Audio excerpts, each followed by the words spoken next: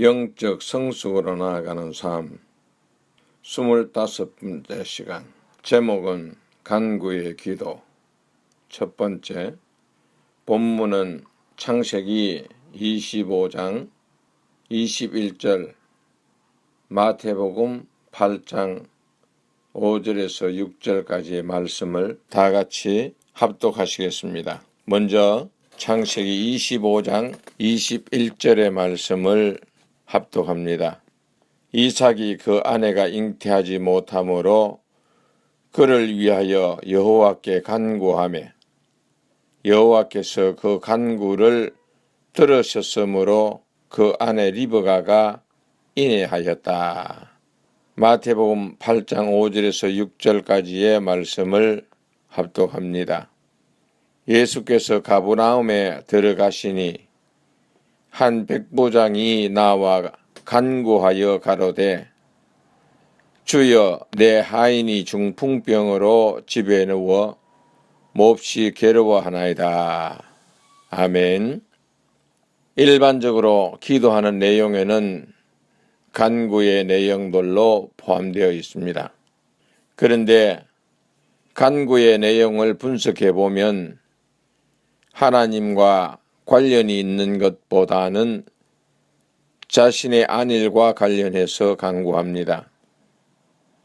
그러한 이유는 우리는 아직도 하늘의 것보다는 땅의 것에 더 애착이 있기 때문입니다. 저 역시 예수님을 처음 영접하고 영적으로 미성숙한 상태에서는 그러했으니까요. 무엇을 해결해 달라, 이것도 해결해 달라, 저것도 해결해 달라, 온갖 해결해 달라는 것으로 간구의 내용이 가득 차 있었습니다. 그것도 내용 전체가 나 자신과 관련이 있는가 하면 가족과 관련이 있는 것들이었습니다. 오늘은 간구의 기도에 대하여 잠시 생각해 보면서 어떤 형식으로 간구하는 것이 바람직한가를 생각해 봅시다. 예수님께서 가르쳐 주신 기도 가운데 주기도문이 있습니다. 이 주기도문은 모든 시대를 통해 교회에서 사용해 왔습니다. 오늘날에도 그대로 사용되는 이유는 이 기도문의 형식대로 따르게 되면 중복적인 기도를 막을 수 있고 뜻을 이해하면서 기도하면 모범적인 기도를 할 수 있기 때문입니다. 마태복음 6장 9절에서 13절에 있는 예수님께서 가르쳐 주신 기도문을 2회에 걸쳐 생각해 보도록 하겠습니다. 첫째는 하늘에 계신 우리 아버지여 했습니다. 이 뜻은 하늘에 계신 하나님은 우리의 아버지이시다라는 것을 밝히고 있습니다. 아들이 아버지와 대화를 하는 것이기에 기도를 하는 데 부담이 없습니다. 대화는 아버지께서 먼저 우리를 부르실 수도 있습니다. 이사야 43장 1절에 보면 야곱아 너를 창조하신 여호와께서 이제 말씀하시느니라, 이스라엘아 너를 조성하신 자가 이제 말씀하시느니라. 너는 두려워 말라, 내가 너를 구속하였고 내가 너를 지명하여 불렀나니 너는 내 것이라고 하셨습니다. 이처럼 하나님께서 먼저 나를 부르실 수도 있습니다.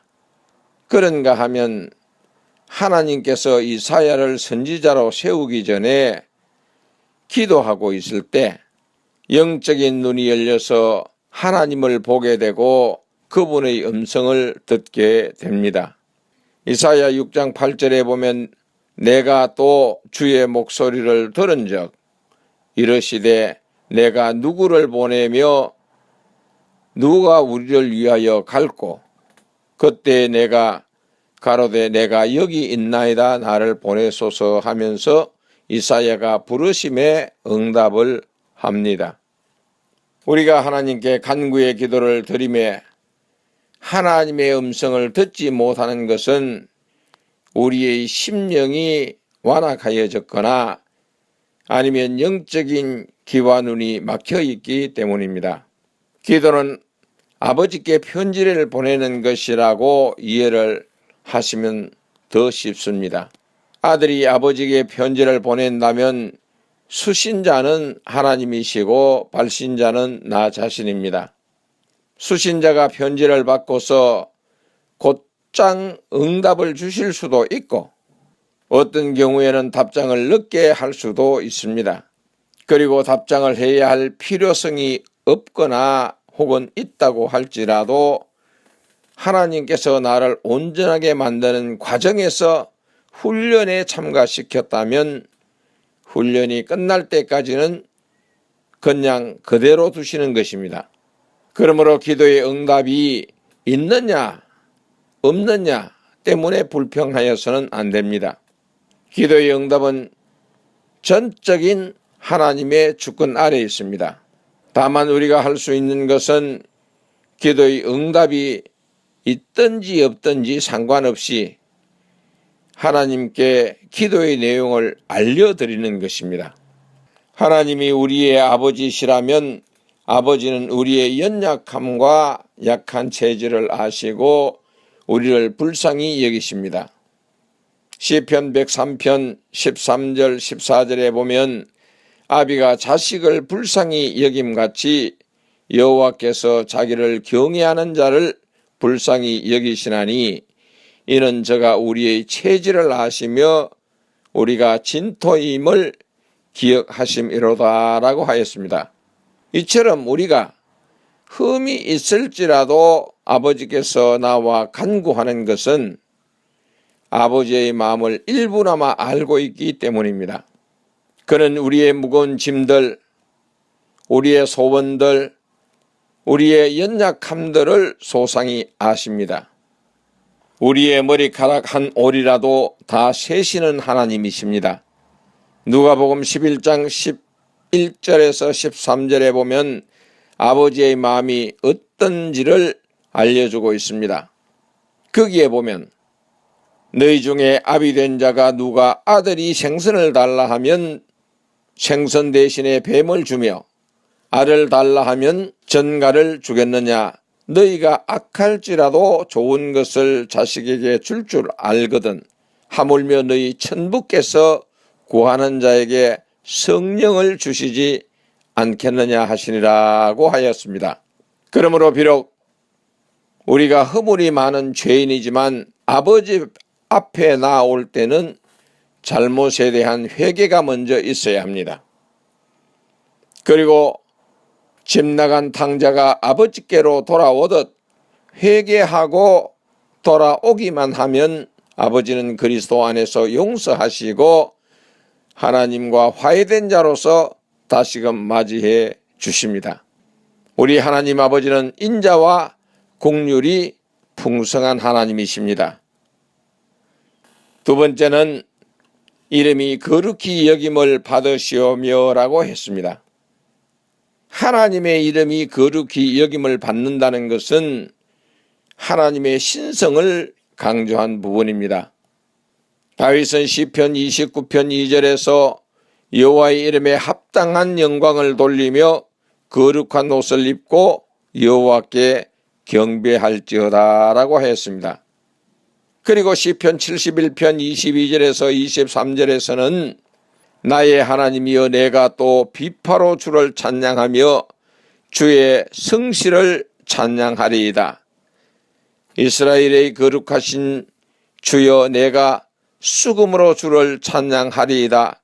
내가 주를 찬양할 때에 내 입술이 기뻐 외치며 주께서 구속하신 내 영혼이 즐거워하리이다 라고 고백하고 있습니다.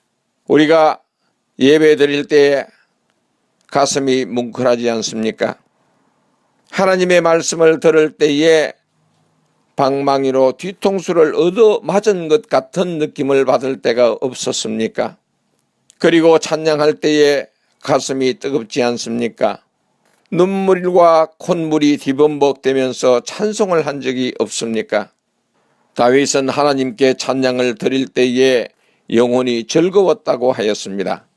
이러한 것은 하나님의 이름이 거룩히 여김을 받으시는 과정에서 나타나는 현상입니다.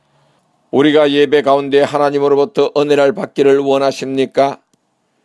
그렇다면 먼저 하나님의 이름이 거룩히 여김을 받게 하십시오. 마음과 온몸으로 하나님께 영광을 돌리세요. 그리하면 예배 가운데 임하시는 하나님의 은혜를 경험하게 될 것입니다.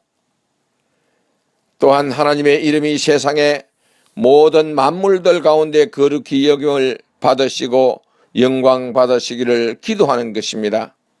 산과 들과 바다 밑과 하늘과 땅에서 하나님의 창조 섭리를 찾아보세요. 그분의 이름이 거룩히 여김을 받지 아니할 수 있겠습니까? 자연의 세계에서 만물들 위에 나타난 하나님의 영광은 말로는 다 표현할 수가 없습니다. 영적인 눈을 열어 그들의 세미한 음성을 들으시고 사물들을 관찰해 보세요. 저절로 감탄이 나올 것입니다. 이건 누가 만들었지? 이 향기, 이 아름다운 모양, 만든 자의 이름이 거룩히 여김을 받는 것은 당연하지 않습니까? 세 번째는 나라에 임하옵시며라고 했습니다. 이 기도는 예수 그리스도께서 전파하신 천국 복음과 관련이 있습니다. 마태복음 4장 17절에 보면 이때부터 예수께서 비로소 전파하여 가라사대 회개하라 천국이 가까웠느라고 하였습니다. 천국은 하나님께서 통치하시는 나라입니다. 예수님은 하나님의 나라가 가까이 왔으니 그 나라가 임하도록 회개하며 준비하라는 것입니다. 다시 말하면 오늘 하루를 살아도 종말론적인 삶을 살라는 것입니다. 하나님의 나라가 임하면 각 개인은 살아온 삶의 부분을 하나님 앞에서 총결산을 할 것입니다. 어떻게 하시겠습니까? 하나님 앞에서 맡겨진 일에 충성된 종이라 칭함을 받겠습니까? 아니면 게으르고 나태한 종이라 칭함을 받겠습니까? 칭찬과 책망은 이 땅에서 살아가는 삶으로 평가가 됩니다. 나에게 주어진 재능, 재물, 학식, 이웃 돌봄, 믿음 생활 등 다양한 것들을 어떻게 사용했느냐 하는 것입니다. 복음을 위해 사용했다면 그에 합당한 상이 주어질 것입니다. 소외되고 가난한 이웃을 위해 사용했다면 또 거기에 합당한 상이 주어질 것입니다. 예수님께서는 어린 아이에게 냉수 한 그릇이라도 공급하는 것이 주님을 위한 것이라고 하였습니다. 이런 삶을 통하여 우리 안에 하나님의 나라가 임하게 되면 평화와 기쁨이 가득하겠지만 사단의 나라가 임하면 육신적인 욕망에 이끌려 살아가게 됩니다. 내 삶에 분내고 질투하고 미워하고 더 소유하기를 원하는 것들이 어디서 온 것입니까? 사단이 준 것입니다. 내 안에 사단이 준 생각들을 버리시고 내 마음 안에 하나님의 나라가 임하도록 간구의 기도를 합시다. 네 번째는 뜻이 하늘에서 이룬 것 같이 땅에서도 이루어지다라고 했습니다. 하나님께서 원하시는 뜻은 하나님 나라의 윤리와 법도에 따라 사는 것입니다. 미국에 사는 사람은 미국의 법과 질서를 위반하여 살 수 없습니다. 로마에 가면 로마의 법대로 따라 살아야 된다는 말이 있지 않습니까? 마찬가지로 하나님의 백성이라면 하나님의 뜻이 하늘에서 이루어진 것처럼 이 땅에서 이루어지기를 우리는 기도해야 하는 것입니다. 우리가 그리스도를 만왕의 왕이라고 부르면서 그의 말씀을 따르지 않는다면 우리는 그를 허수아비 왕으로 만드는 것입니다. 여러분, 예수 그리스도를 만왕의 왕으로 생각하십니까? 그렇다면 여러분들이 하는 일들 위해 그분으로부터 다스림을 받도록 하십시오. 예수님께서도 이 땅에 오셔서 십자가를 져야 하는 문제를 놓고 기도했습니다. 간구의 내용은 당신의 뜻이 이루어지이다입니다. 하나님의 뜻이 무엇입니까?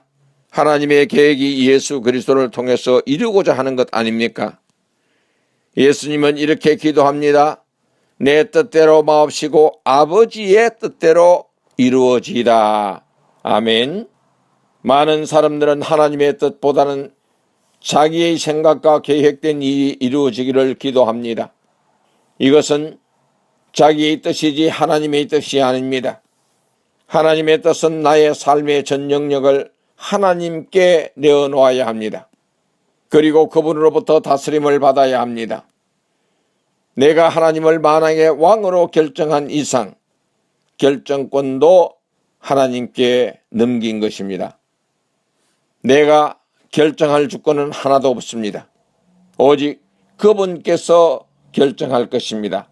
우리는 그분의 결정에 순종만 하면 됩니다. 오늘은 하나님과 관련된 부분에 대한 간구의 내용의 말씀을 드렸습니다. 말씀을 마치겠습니다.